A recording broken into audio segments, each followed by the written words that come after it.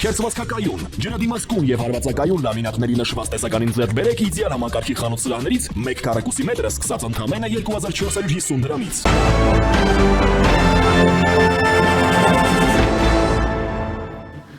Առաջին լրատվականը շարունակում է աշխատանքը բարև ձեզ, ես Սիրյանուշ Պապյանն եմ։ Գյումրիում մարտի 30-ին տեղի ունեցան ավականու ընտրություններ, որտեղ ավականի անցած 5 ուժերից որևէ մեկը 50+% ձայն չստացավ։ Սա նշանակում է, որ կոալիցիաների անհրաժեշտություն է ծագում եւ կարծես թե ուրվագծվել է, թե ով է լինելու քաղաքապետը։ Սակայն ամեն բան այնքան էլ պարզ չէ, որքան կարող է թվալ։ Եթե պրոդյուսեր Ռուբեն Միխիթարյանը եւ Մայր Հայաստանի թեկնածու Կարեն Սիմոնյանը հայտարարել են, որ կաջակցեն Վարդան Ղուկասյանին, ապա Մարտուն Գրիգորյանը իր հայտարարության մեջ նշել է, որ ոչ թե կաջակցի Վարդան Ղուկասյանին, այլ միայն անհրաժեշտ քանակությամբ քվե կտա նրան, առանց որևէ պաշտոնի ակնկալիքի եւ որևէ պայմանավորվածության։ Սա նշանակում է, որ Վարդան Ղուկասյանը, եթե նույնիսկ դառնա քաղաքապետ, ապա ավականիում չի ունենալու մեծամասնություն իր կանխատեսելի հետևանքներով։ Գյումրիի ավականու անդրանիկ նիստը տեղի կունենա ապրիլի 16-ին եւ շատերը կանխատեսում են, որ Վարդան Ղուկասյանի քաղաքապետ դառնալով ընտրությունները ոչ թե ավարտվում են,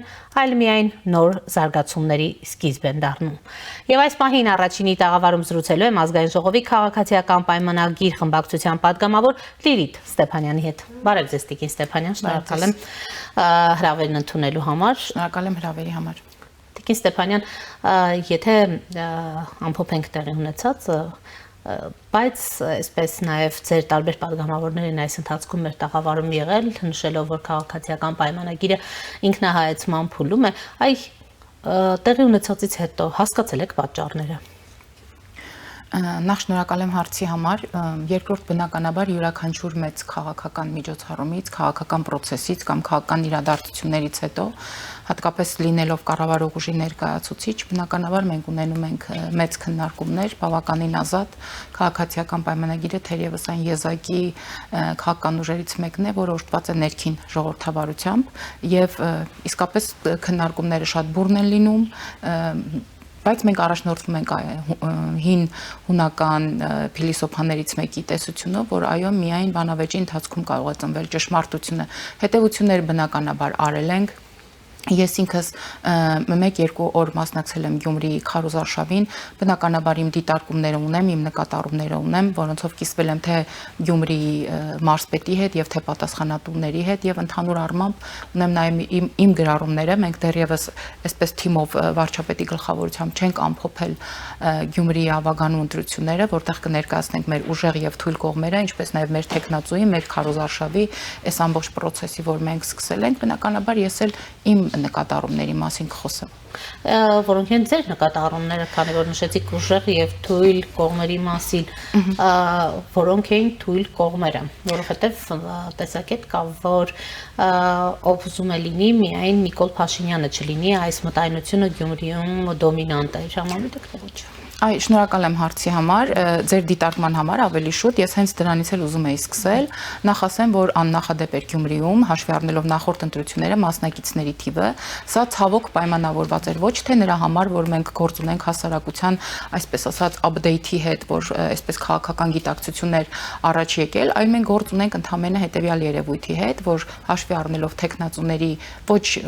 նվազ թիվը, թվով 9 տեխնացուներ, ըստ երևույթին 11 եւ 12-ի մասին էլ խոսակցություն, բայց տարբեր պատճառներով այս ուժերը, որոնց դժվար է ասել քաղաքական, այնուամենայնիվ տեխնացուներ չունեցան, եւ թերևս սրանով էր պայմանավորված, որտեղ ցավոք մինչեւ այսօր էլ մենք չենք կարողանում հասնել նրան, բերել քաղաքացիներին այն գիտակցության, որ պետք է իրար հետ պայքարեն քաղաքական ծրագրերը, քաղաքական ուժերը եւ եթե դրանք վերաբերում են թիմերին, ապա նաեւ քաղաքի զարգացման հեռանկարները։ Ցավոք մենք այս արձանագրումը այս պահին չունենք, դեռևս շարունակում է կարևորել, թե ով է տեխնացուն։ Սա նույնպես բնականաբար անչափ կարևոր է, թե ով է տեխնացուն եւ ով է այսպես ասած լինելու ցուցակի առաջին համարը, բայց շատ կարևոր է, որպեսզի մենք ընտրենք ծրագրերում ամրագրված դրույթների հետ կապված հեռանկարային զարգացումային քաղաքական ուժերի ներկայացրած տեսլականները, այլ ոչ թե առաջնորդվենք միայն նրանով, որ այսինչ տեխնացուն մեր խնամու բարեկամն է, կամ մեր խնամին է, կամ մեր թաղի տղան է, կամ իմ դասընկերն է, կամ մեր քավորի բաժանաղի, չգիտեմ ով է, ցավոք Գյումրիում այս մոտեցումը կար, սա առաջի դիտարկումը, երկրորդ դիտարկումը այսպես գլոբալ առումով որ կցանկանայի նշել, դա այն է, ինչպես դուք ձեր խոսքում ասացիք, որ ի սկզբանե քարոզարշավը ընդդիմադիր քաղաքական ուժերի կողմից տարվում էր ինչպես ազգային ազատագրական պայքար, այսպես որ Հայաստանի փրկությունը պետք է սկսվի Գյումրիում ինչ որ հստակ արժեքային համակարգի կամ գաղափարական այսպես գիծ էր տարանջատվում, որը ցավոք ինչպես Հայաստանի հասարակությանը, այնպես էլ Գյումրիի հասարակությանը բաժանեց մենքի եւ նրանքի, եւ ցավոք Գյումրու ընտրությունը այո ընդդեմ կառավարող ուժի էր, բայց ընդդեմ կառավարող ուժին արդյոք օգուտ Գյումրու քաղաքացու էր, այլ կամ գյումրեցու էր կամ հենց Գյումրիի զարգացմանն էր, սա արդեն հետոյի հարց է, որը կարծում եմ առաջիկայում ցույց կտա զարգացումներ է դա։ Ինչ զարգացումներ են հնարավորը, որովհետև շատերը նշում են, որ այս ընտրությունները իրականում չեն էլ ավարտվել եւ շատ հեղեղուկ ու անկանխատեսելի է թե ինչ է լինելու հետո։ Այո, իմ կողմից նշված այս ելակետային դրույթից ելնելով, այստեղ խոսքը ոչ թե ամեն ինչ նոր է սկսվում։ Իմ կարծիքով այդքան էլ այդպես չէ, ես մի քիչ ավելի օպտիմիստ եմ, որովհետև հաշվի առնելով այն գաղափարական, այն արժեքային տարանջատումները, որ ունեն այն քաղաքական ուժերը, որոնք իրենց աջակցությունը եւ օժանդակությունն են հայտնել Վարդան Ղուկասյանին օգնելու նրան դառնալու Գյումրի համայնքապետ, իրականում բավականին արհեստական են, այսինքն նրանք չունեն միավորող այն կարևոր շարժիչ ուժը, որը նրանց բերելու է համագործակցության։ Ընդհակառակը ես այստեղ տեսնում եմ երկու ուժերի կողմից շուտափույթ հայտարարություն այն մասին, որ սատարելու են Վարդան Ղուկասյանին, իսկ մյուս տեխնացուն, որի խոսքից էր ըստ էության կախված, թե Գյումրիում կլինեն նոր ընտրություններ, թե այնուամենայնիվ ապրիլի 16-ին կկայանա հերթական նիստը, բոլորովին այլ հայտարարությամբ հանդես եկա, բայց այստեղ հետաքրքիր բանալի բառեր կային, նա ասում է, որ պաշտոնի որևէ ակնկալիք չունի եւ հետեւաբար չի կիսում պատասխանատվությունը։ Մարտուն Գրիգորյանի հայտարարությունը։ Այո, Մարտուն Գրիգորյանի մասին է խոսքը, իսկ Կիրակի օրը ՀՄԿ-ի հանրային բանավեճում այն քաղաքական ուժի ղեկավարը, որը ներկայացնում էր նաեւ Վարդան Ղուկասյանի տեխնացությունը, այս համատեքստում մի բոլորովին այլ շեշտադրմամբ ձևակերպում տվեց, որ քաղաքացիական պայմանագիրը թող խոստում տա հենց այս պահին, որ ոչ միայն չի ներկայացնելու իր տեխնացուին, այլև հակառակը ընտրելու է Մարտուն Գրիգորյանին։ Սա իհարկե բավականին զավեշտալի հայտարարություն էր։ Ես կարծում եմ իրենց մեջ չկողմնորոշված թերևս բազմաթիվ խնդիրներ ունեն, բայց այսպիսի պայման կամ նախապայման դնել այն քաղաքական ուժի առջև, ով 17000-ից ավելի վստահության քվե է ստացել, մոտավորապես 37%-ի մասին է խոսքը, կարծում եմ բավականին անլուրջ է, ճիշտ այնպես ինչպես անլրջացրեցին իրենք այս ամբողջ քարոզարշավը եւ եւս մի դիտարկում ես կցանկանամ նշել, որ նաև ես իմ խոսքում նշեցի, որ եղել եմ Գյումրիում եւ հետեւել եմ բնականաբար ընդդիմադիր քաղաքական ուժերի տեխնացուների թե քարոզարշավին, թե հարցազրույցներին, ինչպես նաև ծանոթացել եմ նրանց կողմից առաջարկվող Գյումրու զարգացման տեսլականին, այդ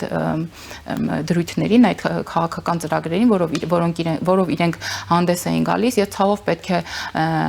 արձանագրեմ, որ գյումրեցին այդպես էլ որևէ քաղաքական ծրագրի ըստ էության չծանոթացավ, բայց օրինակ ավելի շատ քվե տվեց այն քաղաքական ուժի առաջնորդին, որը օրինակ խոստանում էր Բեռլինի գրավումից հետո անպայման նաև Շուշին հետ բերել։ Ըստ էության ծրագրերը չհետաքրքրեցին գյումրեցիներին։ Ցավոք մենք դեռևս չեն կարողանում հասնել հասարակության այն քաղաքական գիտակցությանը, որ քաղաքական process-ների ժամանակ պետք է իրար հետ կռվեն գաղափարները եւ ծրագրերը։ Լավ, մենք տեսնում ենք, բայց նույն ձեր թիմի կողմից էլ ընդհանուր այդ բոլոր ութ ուժերին նույնականացնելու, բոլորին նույն, այսպես, ափսեների մեջ տեղավորելու սխալ քաղաքականությունը, այս առումով դուք գոնե ունեք այդ պատասխանատվությունը, որ նույն սև սպիտակի սրումը ձեզնից եկավ։ Ես չեմ կիսում իրականում այդ կարծիքը, որովհետև դե ուզենք չուզենք, նախ մենք խոսում ենք տարբեր ժամանակագրական փուլերի մասին Հայաստանի Հանրապետության եւ նույնիսկ մեր առօրյա խոսակցական կյանքում էլ մենք շատ հաճախ օգտագործում ենք ներկաներ, նախկիներ կամ սրանից առաջ կամ սրանից հետո եւ սև ու սպիտակ հայտնի խոսքի հեղինակը, ինչպես հետագայում տեսանք Գյումրիում, շատ կոնկրետ քաղաքական ուժի շտաբում էր եւ շատ կոնկրետ այսպես ոգևորված քարոզարշավի էր մասնակցում կամ հերթական անգամ ոգևորվում էր, երբ քվեատուփից դուրս էր գալիս, կոնկրետ որևէ քվեաթերթիկ, ինչ վերաբերում է մեր կողմից, դա մենք չենք ասել իրականում։ Ինչպես գիտեք, բոլորովին վերջերս հանրային տիրույթում արդեն բավականին բաց ակնհայտ որոշակի առճակատում կա Հայաստանի Հանրապետության երկրորդ եւ երրորդ նախագահների ճամբարում եւ ըստ երևույթին, ինչպես բազմաթիվ անգամ նշվում էր տարբեր փորձագետների են այդ առումով առճակատման մեջ այո, առճակատման եւ ինչպես որ խոսում էին տարբեր փորձագետներ մինչեւ Գյումրիի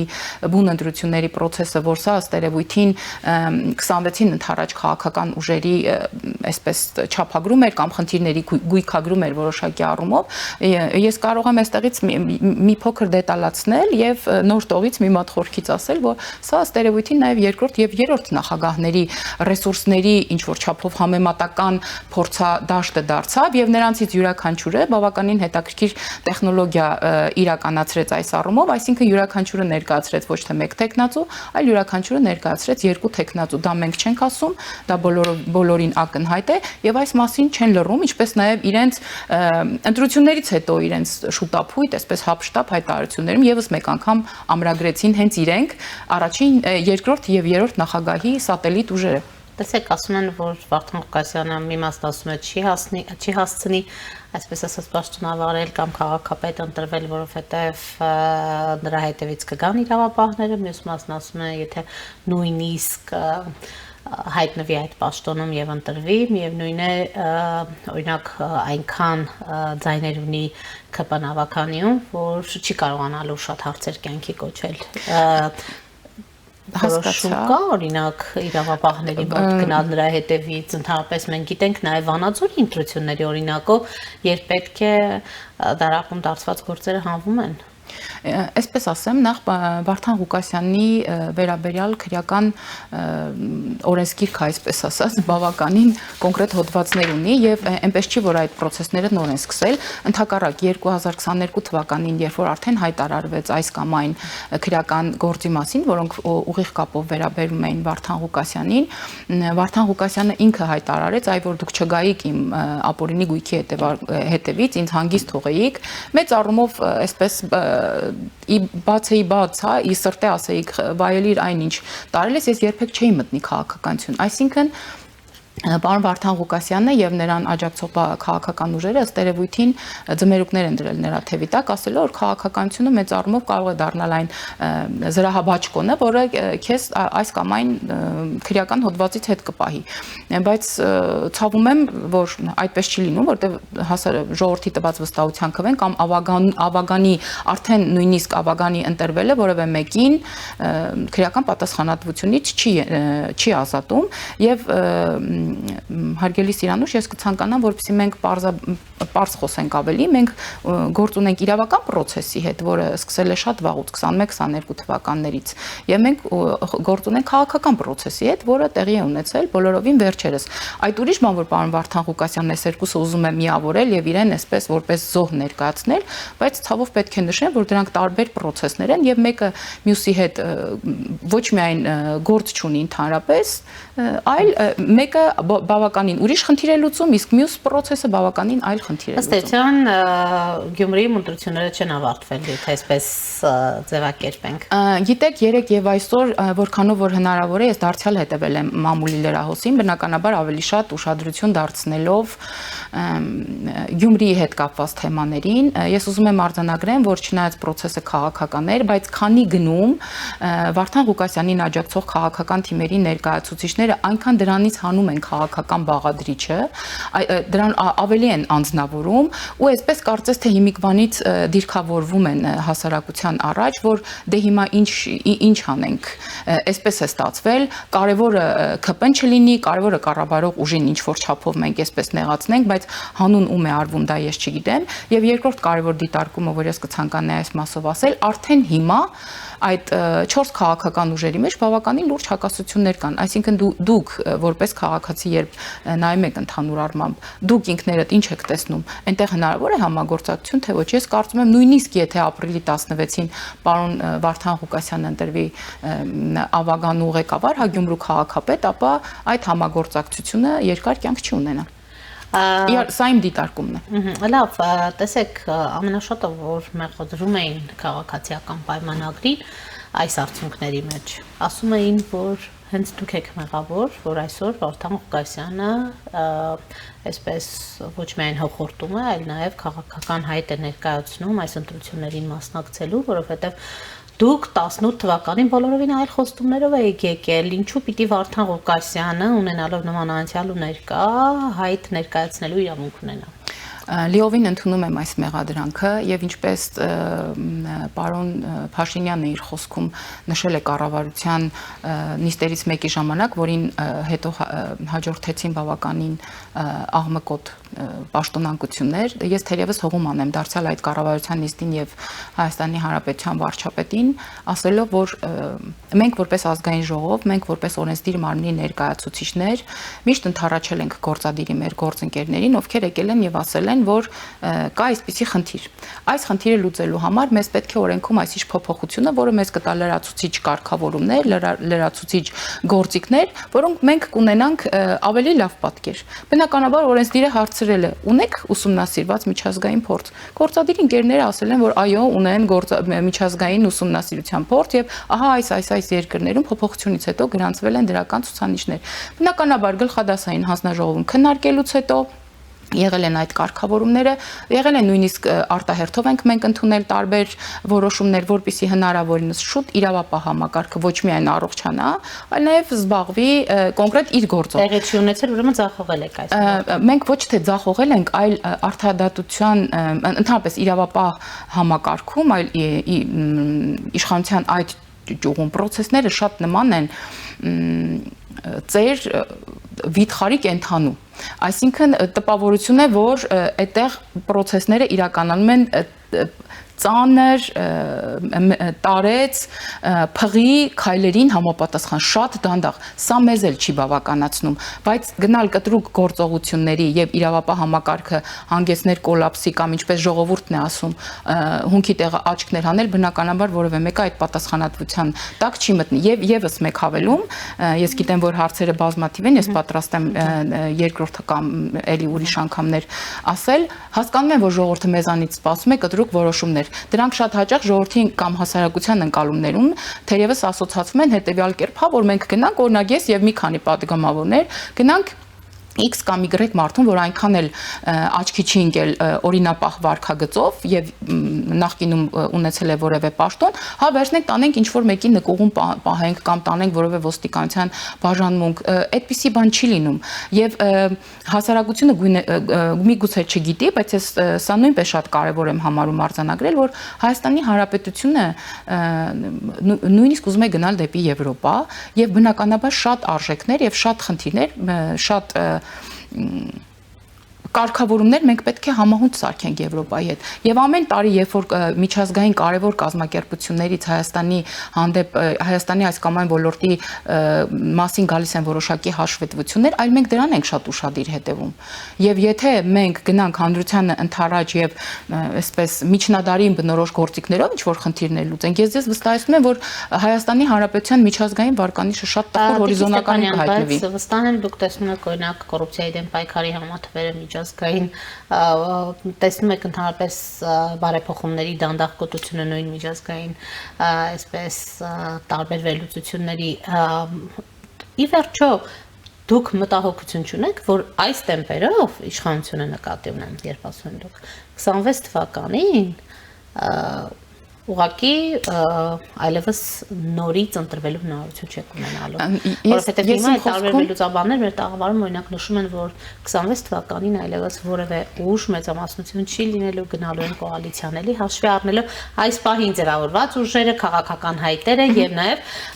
քաղաքացիական պայմանագրի որդեգրած քաղաքական կուրսը, որը ինչպես տեսնում ենք գոնե տեղական ինքնակառավարման մարմնի ընտրությունը, միդեպ միայն Գյումրին չէ, Փարավարին պես կար լավ արդյունքներ չի խոստանում։ Ես ասացի, որ ես կիսում եմ այդ մտահոգությունը եւ ընդունում եմ այդ քննադատությունը, որ կա քաղաքացիական պայմանագիր կամ առհասարակ կառավարող ուժի նկատմամբ, բայց ես ուզում եմ նշել նաեւ, որ մենք էլ ենք դժգոհ այս ռեֆորմների դանդաղկոտությունից, բայց մեզանից որևէ բան կախված չէ, իսկապես որևէ բան կախված չէ։ Եվ եթե դուք ասում եք, որ ձեր տաղավարում տարբեր փորձագետներ կամ տարբեր ոլորտի ներկայացուցիչներ այս մասին խոսում են, մենք ինքներս խոսում ենք հենց քաղաքացիների հետ եւ արձանագրում ենք այդ խնդիրները, որոնք ասում են, իսկապես կա քաղաքացիների մոտ դժգոհություն եւ մի պարզ հարց. Ինչու են դեռևս X, Y եւ Z մարդիկ ոչ միայն ազատության մեջ, այլ նաեւ կարողանում են հոխորտ տալ, այլ նաեւ կարողանում են օրինակ նորից վերընտրվել կամ քաղաքական հայտ ներկայացնել։ Մենք ընդունում ենք սա եւ ինչ որ չափով լավ 7 տարին բավարար չէ, չէ՞ որ ոչ առաջի 2 տարին է անցել, որ մենք խոսեինք, որ այս բարեփոխումները այ որոշակի դանդաղկոտություն են ցուցաբերում։ Ուղղակի շատերի գնահատմամբ չկա քաղաքական կամք, որ այս բոլոր խնդիրները կարող են եւ պետք է լուծվեին հենց հեղափոխության առաջին 1 տարվա ընթացքում։ Հասկանում եմ 7 տարին, եթե մենք 2018 թվականից հաշվարկում ենք, իրոք 7 տարի է, բայց եկեք դրանից առանձնացնենք պատերազմ, COVID, 20 թիվը, դրանից առանձնացնենք 21 թիվը, դրանից առանձնացնենք 22 թիվը։ Չեք արդարացնում ձեզ այսպես բացառապես չենք արդարացնում, անկեղծ չենք արդարացնում, որովհետև այն մաքսիմումը, որ ես տեսնում եմ, ես չխոսեմ գործադիրի մասին կամ չեմ էլ կարող այդպես ամբողջապես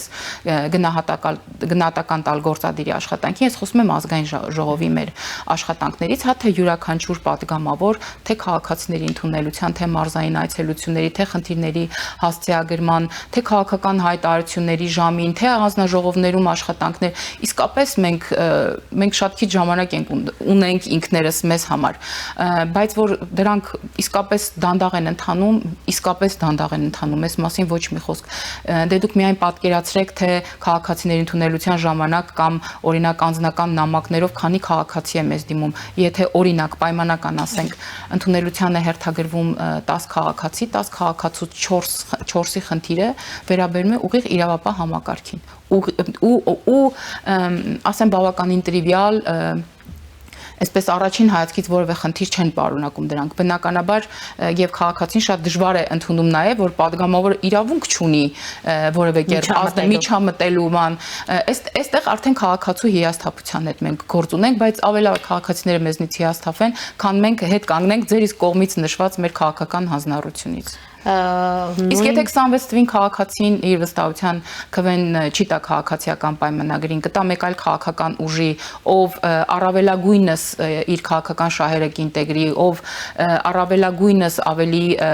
Հայաստանի համար թե արտաքին եւ ներքին քաղաքականության տեսանկյունից ավելի լավ ծրագիր կներկայացնի, մենք պատրաստ ենք ընդունել։ Անգամ եթե դա լինեն նախկինները, անգամ լինեն այն ուժերը, որոնք անթակույց թեթակնված մասնակցում էին նաև տեղական ինքնակառավարման մարմնի Գյումրու ընտրություններին։ Իսկ ինչ եք կարծում, մենք ինչ պիտի անենք, գնանք, եթե նույնիսկ քաղաքացին ուզում է վերադարձնել նախկիններին, ինչ պիտի անենք, պիտի գնանք քաղաքացու ձեռքը բռնենք, ասենք նախկիններին մի ընտրեք։ Սա քաղաքական պայքար է։ Եվ այդտեղ դուք ուղիղ ձեր մեղքը կհամարեք, որ փաստորեն այստեղ էլ դուք տապալել եք այն բոլոր խոստումները, որ չեք տվել եւ ուղղակի ելք չի ունեցել։ Հարգելի Սիրանուշ, ես ասացի, որ կան քննադատություններ, որոնք մենք ընդունում ենք, ես դրա անունը տապալել չէի դնի, ես ասացի, որ իրական ոչ վեճինգ եղել, ոչ լյուստրացիա եղել, դատայրավական բարեփոխումների գործընթացը, ինչպես դուք եք ասում, ես հրաշալի հիշում եմ 2019 թվականի մեր ֆրակցիայի քննարկումներից մեկը, որի ներկա էր այն ժամանակ, այսինքն ձեռքույթով հանդես պիտի գար այն ժամանակվա արդարադատության նախարարը եւ ինքը այսպես բազմաթիվ հիմնավորումներով մեզ համոզեց, որ վեթինգը ամենավատ որոշումն է, որ այս պահին Հայաստանի Հանրապետությունը պետք է իրականացնի, օրինակ դատական համակարգի առողջացման համար, դարձյալ հողում տալով միջազգային փորձին եւ այլն։ Եվ տեսեք, օրինակ, ես բնականաբար, ես եւ մի շարք մարդիկ բնականաբար ունեին իրենց անձնական կարծիքը, որ այնուամենայնիվ պետք է գնալ այդ ճանապարհով, բայց տեսեք, երբ որ դու տվյալ ոլորտի ներկայացուցիչ ես եւ տվյալ ոլորտը, որը հանձնված է X կամ Y պաշտոնյայի, ով այդ պահին համարվում է ոլորտի լավագույն մասնագետներից մեկը, եւ ինքը գալիս է եւ ասում է, որ այս պահին դա չպետք է արվի, այս դեպքում իրեն դնել այլ պատասխանատվության առաջ, ես կարծում կարծում եմ դա այդքան էլ ճիշտ չէ եւ հիշում եմ Ես ինքս կրթության ոլորտից եմ եկել մեծ քաղաքականություն եւ հիշում եմ, որ 2018 թվականին օրինակ տարբեր հասարակական կազմակերպությունների ներկայացուցիչներ, ովքեր ներկայացնում էին կրթության ոլորտը եւ համագործակցում էին նախարարության հետ, օրինակ հանդես եկան այնպիսի հայտարարություններով, որ պետք է Հայաստանի Հանրապետության բոլոր հանրակրթական ուսումնական հաստատությունների տնօրեններին մի հրամանով ազատել Հետո քննությունների միջոցով լրացուցիչն ու քննություն ասվածը կլներ բանավոր կամ հարցազրույց կամ գրավոր իհարկե մատնանշված չէր, խոսքը երևույթի մասին է։ Այ հիմա կցանկանամ, որ գուցե նաև դուք պատասխանեք, դա ճիշտ որոշում էր, դա էլ էր ինչ-որ չափով վեթինգ, դա էլ էր ինչ-որ չափով լյուստրացիա, բայց մենք դրանով ինչքանով պետք է համոզված լինեինք, որ մենք այսպես 11 բալանոց երկրաշարժ չէինք սարքի կրթության ոլորտում։ Խուսափել եք փաստորեն դատաիրավական համակարգում 11 բալանոց երկրաշարժից։ Եթե այսպես ամփոփենք այս թեման։ 11 բալանոց երկրաշարժից այո խուսափել ենք, բայց գնացել ենք դանդաղ բարեփոխումների ճանապարհով եւ այսօր էլ գնում ենք բարեփոխումների ճանապարհով։ Ցավոք հիմա արտաքին մարտահրավերները կարծես մեզ դնում են մի քիչ ավելի հապշտապ որոշումներ ընդունելու մեջ, բայց ես կարծում եմ, որ Հայաստանի Հանրապետության նման երկրում, որտեղ ներքին սոցիալական խնդիրներն էլ քիչ չեն եւ ձեր կողմից նշված մարտահրավերները քիչ չեն, Հայաստանի Հանրապետությունը պետք է որդեգրի դանդաղ շտապելու քաղաքականությունը, անկախ նրանից ով է իշխանություն։ Տիկին Ստեփանյան, կանք մի քանի այլ հարցերի եւս արցախացիների բողոքի ակցիաները չեն դադարում, նրանք ազատության հրապարակում են, մեծ հանրահավաք են նախապատրաստվում, դժգոհ են կառավարության որդեգրած քաղաքականությունից, իհարկե Տիգրան Խաչատրյանը նշել է նախագծի մասին, եթե ընտանիքում մեկ անձի հաշվով եկամուտը 55,000-ից քիչ է, գումար կստանա տվյալ ընտանիքը, այնուամենայնիվ այս որևէ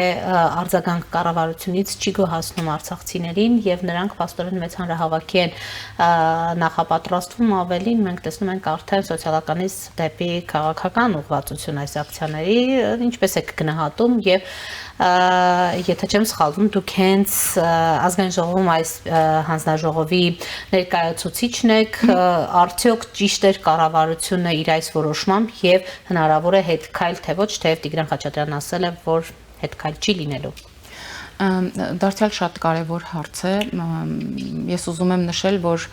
23 թվականի այդ ողբերգական իրադարձությունների ֆոնին մենք շատ ժամանակ չունեինք երկար, այսպես քննարկելու եւ երկարաժամկետ որոշումներ ընդունելու եւ ես հիշում եմ, որ մենք երկար նախարարությունում քննարկում էինք, որ ուզում էինք հասկանալ, թե օրինակ առողջապահականով ինչ կարելի անել, սոցիալականով ինչ կարելի անել, մենք մինչեւ այսպես որոշում էինք, վարչապետը կարծես կարճաժամկետ ավելի մի լուծում էր տալի, որ մենք կարճաժամկետ փորձեինք խնդիրների լուծման որևէ բանաձև առաջարկեինք, հետո բնականաբար ընթացքում նաև ձևավորվեցին եւ հաստատվեցին միջնաժամկետ եւ երկարաժամկետ տարբեր ծրագրեր, բայց մեր հիմնական ասելիքը արցախցիներին որն է եւ մինչ այսօր որն է։ Մենք ասում ենք սիրելի, հարգելի քույրեր եւ եղբայրներ, ցավոք ողբերգական իրադարձությունների հետևանքով դուք ստիպված եք եղել լքելու ձեր տունը, ձեր հայրենիքը։ Հիմա դուք եկել եք այստեղ եւ սա մեր ամբողջ հայության հայրենիքն է։ Մենք այստեղ ձեզ առաջարկում ենք աշխատանք։ Աշխատանք գտնել այնքան էլ հեշտ չի, մանավանդ որ մեր մի շարք թափուր աշխատատեղերում օրինակ պարտադիր է Հայաստանի Հանրապետության քաղաքացի լինելը։ Շատ կարևոր է Հայաստանի Հանրապետության այսինչ կամ այնինչ ոլորտում այսինչ ստաժը ունենալը։ Եւ եթե դուք հիշում եք եւ առողջապահությունը եւ կրթության նախարարությունը դարձյալ միջանկյալ որոշումներ ընդունեցին, ցավոք այս պահին թվերը չգիտեմ, բայց մոտ 500-ից ավելի ուսուցիչ ենք մենք ընդունել, մոտ 600 արցախցի ուսուցիչներ ենք մենք ընդունել, բնականաբար նրանց տանող նաև սոցիալական այլ արտոնություններ։ Մենք ընտրել ենք կոնկրետ մարզեր, դրանք Սյունիքի, Գեղարքունիքի եւ Տավուշի մարզերն են, որ բոլոր այն ուսուցիչները, ովքեր կընտրեն այդ բնակավայրերում դպրոցներ, նրանց հավելյալ պետությունը նաև գումար էր տալի։ Նույնը արեց նաև առողջապահության նախարարությունը, նույնը արեց բազմաթիվ այսպես քննարկումներից հետո, եթե չեմ սխալվում, ներքին գործերի նախարարությունը, բնականաբար իմ կողմից նշված սահմանափակումներից ելնելով եւ այս ընթացքում այդ 40+10-50,000-ի ծրագրերն էին իրականացում, ուզում եմ նշել նաեւ, որ բազմաթիվ են եղել կազմակերպություններ, ովքեր մասնակցել են այս հարցերին, բայց նրանց անունը չի հիշատակվում, նրանց անունը նույնպես կարեւորում եմ հիշատակել կառավարության ջանքերին օժանդակող, բայց մեր հիմնական խնդիրն այն է, որ արցախցիները այստեղ տուն ունենան ապրեն եւ արարեն Հայաստանի Հանրապետությունում։ Մենք չենք ուզում, որ արցախցիները Հայաստանի Հանրապետությունում ապրեն տնվորի հոգեբանությամբ։ Եվ դրա համար մենք բնակ ապահովման ծրագիր ենք առաջարկել 3-ից մինչև 5 միլիոն դրամի սահմաններում ընտանիքի անդամի յուրաքանչյուր անդամի համար, անկախ կախված նրանից, թե իրենք Հայաստանի Հանրապետության որ մարզային կամ որ քաղաքային կամ գյուղական համայնքը կընտրեն։ Սրան զուգահեռ նաև աշխատանքի եւ սոցիալական հարցերի նախարարությունը զբաղվածության ծրագրեր է առաջարկում։ Ոչ միայն վերապրոֆիլավորման տեսանկյունից, այլ նաև մենք գործատուների համար ենք առանձին ծրագրեր մշակել, որտեղ օրինակ կարճաժամկետ հրուշակագործություն կլինի, շինարարություն կլինի կամ որևէ այլ մասնագիտություն կլինի, արցախցիները կարող են գնալ վերապրոֆիլավորվել եւ աշխատել։ Եվ իմ համար մեծ առումով մի քիչ անհասկանալի է այս դժգոհությունը եւ եւս գուցե տեղին չէ, բայց այստեղ շատ կարեւոր եմ համարում նշել, որ նախարարությունում քննարկումներից մեկի ժամանակ նախ նշեմ, որ չի եղել արցախցիների վերաբերյալ որևէ քննարկում, որ Արցախի ներկայացուցիչները այնտեղ չլինեն, իրենք կամ պարզապես քաղաքացիների տեսքով են ներկայացված կամ հասարակական կազմակերպությունների տեսքով են ներկայացված։ Հերթական քննարկումներից մեկի ժամանակ անուն չեմ ուզում նշել, որտեղ բոլորը ճանաչում են այդ Արցախցուն,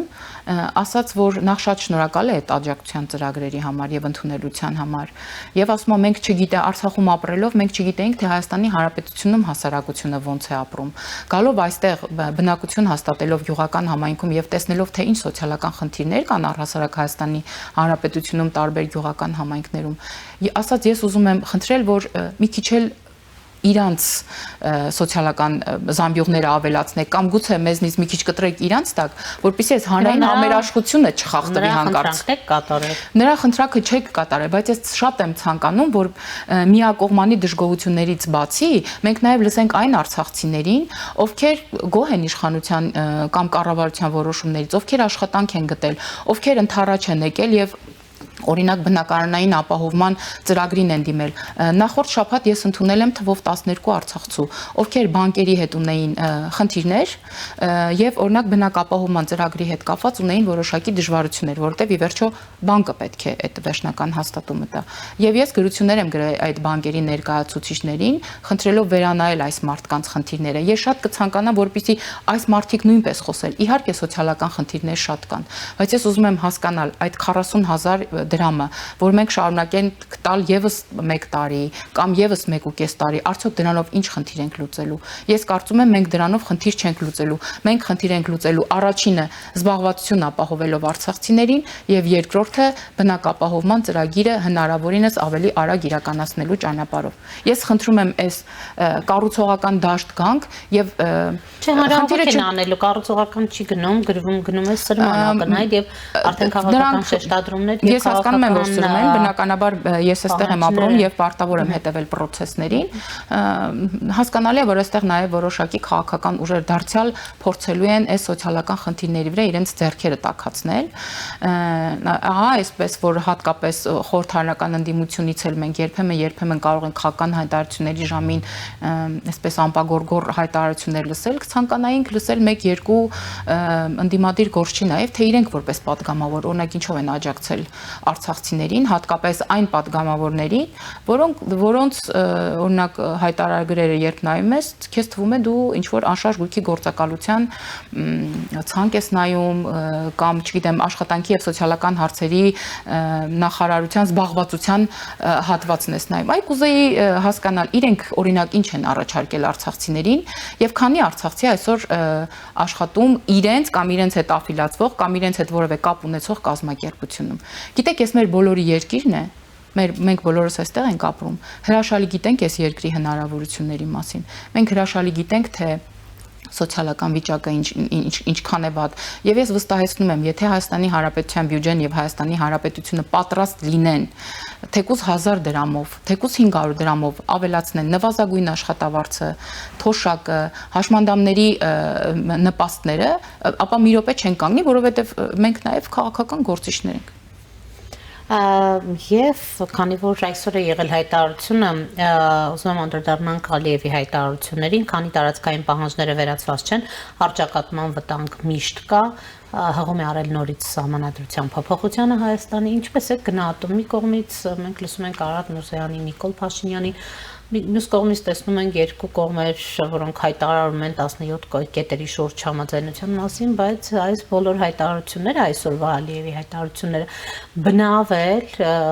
ուրեմն միտում չունեն կամ առհասարակ ցանկություն դրանցում չի նկատվում խաղաղության հասնելու այս դեպքում ձեր գնահատականը Ալիևի հայտարարություններին Հիմա մինչև դրան անդրադառնալը եւս մեկ լրացում անեմ ձեր նախորդ հարցին, ուրեմն ասեմ, որ այդ 40+10 ծրագրի շրջանակներում, որի ընդհատումից հետո այս պրոցեսները սկսեցին դարձյալ, որոնք միայն առաջին հայացքից են սոցիալական, իրականում դրանք քաղաքական են եւ բավականին խորը շերտեր ունեն, ես ասեմ, որ կառավարությունը բոլորովին չի գնացել դրա 100%-անոց չեղարկման։ Մենք սոցիալական խմբեր ենք առանձնացնել, դրանք հաշմանդամություն ունեցող անձինք են, անչափահասներն են, թոշակառուներն են եւ ելի 1-2 սոցիալական խմբեր, որոնք շարունակելու են նույն կերպով ստանալ այդ աջակցությունը, ինչպես որ ստացել են մինչ այժմ, անդրադառնալով ձեր կողմից նշված Ալիևի հայտարարությանը ինքս մինչև այստեղ գալը ծանոթացել եմ, բնականաբար պատերազմի վտանգ 88 թվից մինչ այսօր չի եղել մի պահ, որ մենք ասելով Հայաստանի Հանրապետությունը չունենա եւ արդեն երկրորդ տարին է մենք խոսում ենք Ադրբեջանի հետ խաղաղության համաձայնագրի շուրջ քննարկումների մասին, արդեն կարևոր արձանագրումներ կարող ենք անել եւ վերջո հեշտ չէր 30 տարի թշնամական պատերազմական գործողությունների մեջ գտնվող երկրի նախագահի կամ իշխանության հետ գալ գոնե հասնել այն մակարդակին, որ գոնե տեքստը համաձայնեցնենք։ Բնականաբար մեր դիրքերը 44-օրյա պատերազմից հետո բավականին թուլացել են եւ դա կարծում եմ միայն ես չի որ արձանագրում եմ քննարկումները առաջ են շարժվում, բայց դրանով հանդերձ Հայաստանի Հանրապետությունը ունի հստակ ворթեգրած ոչ միայն դիրքորոշում եւ տեսակետ այս հարցերի շուրջ, այլ նաեւ ունի հստակ կարմիր գծեր, որոնց մասին բարձրաձայնում է եւ այստեղ բավականին ուշագրավ է Ադրբեջանի վարքագիծը 3 ամիս լռությունից հետո Ադրբեջանը Հայաստանին է ներկայացնում իր կողմից վերախմբագրված կամ որոշակի վերափոխման ենթարկված տեքստը, որին Հայաստանի Հանրապետությունը դրական է պատասխանում եւ ըստ տրամաբանության պետք է որ մենք գնայինք արդեն քաղաքական բանակցությունների լրացուցիչ մանրամասներ կամ լրացուցիչ հանգամանքներ քննարկելու տեսանկյունից, բայց քանի որ ըստ երևույթին մեր հարևան եւ ոչ բարեկամ երկրի առաջնորդը ավելի շատ իր հայացքը ուղղել է թե ինչ է տեղի ունենում այսօր աշխարհում եւ ինչ հնարավորություններ կարող են մեկել հայտնվել Ադրբեջանի առաջ ձգձգում է իրեն հայտնի պատճառներով խաղաղության համաձայնագրի քննարկումը, բայց սա էլի երկարատև լռությունից հետո, սահմանին կրակելուց հետո ես հասկանում եմ, որ Ադրբեջանի վրա որոշակի ճնշումներ կան այնուամենայնիվ, որ ի վերջո պետք է գնալ խաղաղության, իսկ ինչ վերաբերում է տարածքային հարցերին, որոնք ըստ Ադրբեջանի իբր Հայաստանի Հանրապետության սահմանադրությունը եւ հռչակագիրը իրենց մեջ ներառում են, մենք բազմաթիվ անգամ ասել ենք, որ դա մեր ներքին գործն է, մենք դրան կանդրադառնանք այն ժամանակ, երբ որ կանդրադառնանք, իսկ մեծ առումով, եթե խոսքը դրան է վերաբերում, ապա Ադրբեջանի սահմանադրության մեջ եւս կան կետեր, որոնք դարձյալ վերաբերում են մեր երկրի տարածքային ամբողջականության խախտմանը եւ ինչպես մեր երկրի պատկան մարմինները եւ երկրի վարչապետն են նշել, եթե այդպես շատ կարեւոր է, ապա մենք պատրաստ ենք մեր սահմանադրության հետ միասին նաեւ Ադրբեջանի սահմանադրությունը ուղարկել համապատասխան կառույցին, որպեսզի վերջնական գնահատական տան եւ հասկանանք թե մեր հաջորդ քայլը որն է լինելու, բայց անդրադառնալով այս հայտարարությանը որոշ արձանագրումներին բնականաբար երկարատև 30-ամյա թշնամանքից հետո բավականին բարդ է լինելու ինչ որ դրական արդյունքի հասնելը եւ գիտեք նույնիսկ երբ որ մենք քննարկում ենք եւ ամեն դետալով այսպես քննարկումներ ենք ունենում հատկապես խաղաղության համաձայնագրի շուրջ եւ մեզանից օրինակ այսպես այլ քայլեր է սպասում թե ընդդիմությունն է անընդհատ այս մասին խոսում թե հասարակության որոշ շերտեր են ասում գիտեք շատ հեշտ է այսպես բանակցությունների սեղանը շուռ տալ եւ գալ անցնել այլ գործողությունների բայց առաջին մենք այդ ռեսուրսը չունենք երկրորդ մենք հաջողությունը մեզ թույլ տալ չեն կարող եւ երրորդ մենք իսկապես ուզում ենք որպեսզի երկու երկրների միջև հակամարտությունը մի րոպե շուտ լինի եւ խաղաղության հակառակը խաղաղության այլ ընտրանքը ցավոք այս պարագայում պատերազմն է Շնորհակալ եմ Տիկին շնորհակալ Առաջինի տաղավարում զրուցում է ազգային ժողովի քաղաքացիական պայմանագիր խմբակցության պատգամավոր Լիլիթ Ստեփանյանի հետ կհանդիպենք